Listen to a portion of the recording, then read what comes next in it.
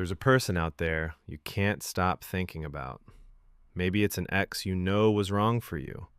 Maybe it's someone who blows hot and cold, who hurts you and then pulls you back in. Everyone in your life says the same thing. Just walk away. And you want to, but you can't.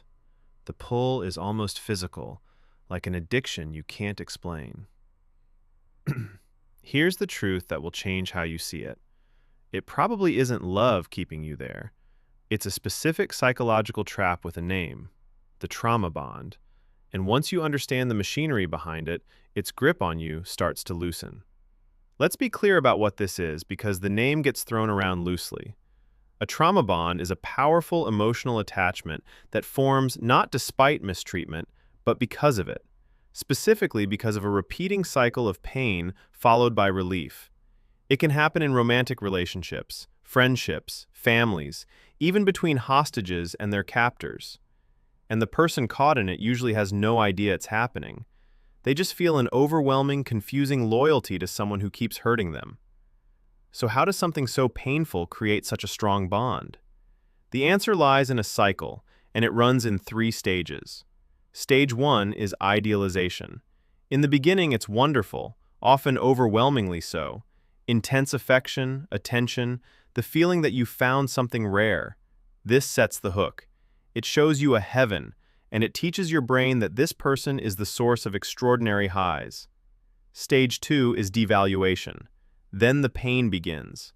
Criticism, coldness, broken promises, cruelty, sometimes chaos.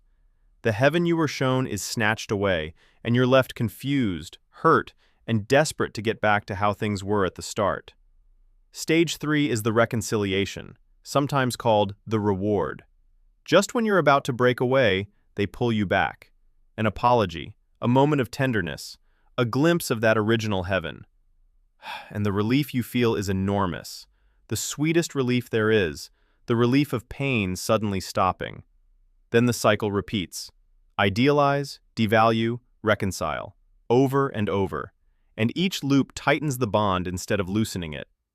Here's the part that connects it to the deep wiring of your brain, something we've explored in other videos. That cycle of unpredictable pain and relief is a variable reward schedule. Remember the slot machine?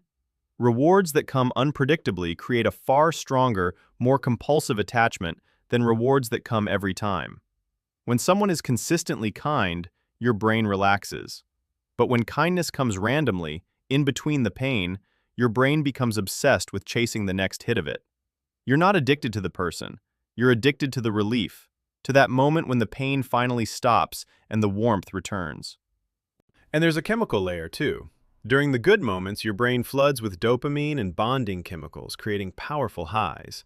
During the painful moments, stress hormones surge. This violent back and forth between reward and stress creates an intense physiological attachment. Some researchers compare the neurochemistry to substance addiction, which is why just leave feels as impossible as telling an addict to just stop. It's not weakness, it's biochemistry. There's one more cruel twist that locks the trap. The very person causing your pain has also become, in your mind, the only source of relief from that pain. Think about how disorienting that is.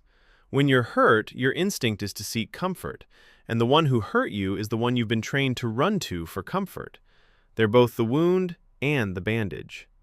That's the core of why trauma bonds are so hard to break. The exit and the trap are the same door. So how do you actually break free? This is where understanding becomes power. First, name it. Simply recognizing this is a trauma bond, not love, is enormously powerful. The bond feeds on confusion, on you interpreting the cycle as some deep, fated connection. The moment you see it as a mechanical pattern of idealize, devalue, reconcile, it loses some of its mystique and its grip. Second, understand that the intensity you feel is not evidence of love. This is the belief that keeps people trapped for years. If it hurts this much, it must be real, it must be deep. But intensity is not the same as love. What you're feeling is the strength of the addiction, not the depth of the connection. Calm, steady, safe love often feels less dramatic, and that's a feature, not a flaw. Third, break the cycle by removing the reward. An addiction cannot survive without access to the substance. As much as possible, create real distance, space where the reconciliation hit can't reach you. This is agonizing at first, exactly like withdrawal, because that's what it is. But on the other side of that withdrawal, the fog begins to clear, and you slowly start to see the relationship for what it actually was. And fourth, and this one matters, do not do it alone and do not blame yourself. Trauma bonds thrive in isolation. Bring in trusted friends, and if it's serious, a professional. And release the shame. You didn't stay because you're weak or stupid. You stayed because your attachment system and your brain chemistry were hijacked by one of the most powerful patterns in human psychology. Understanding that isn't an excuse. It's the beginning of freedom. Here's the truth to hold on to. Love should not feel like a slot machine. It should not require you to endure pain to earn moments of relief.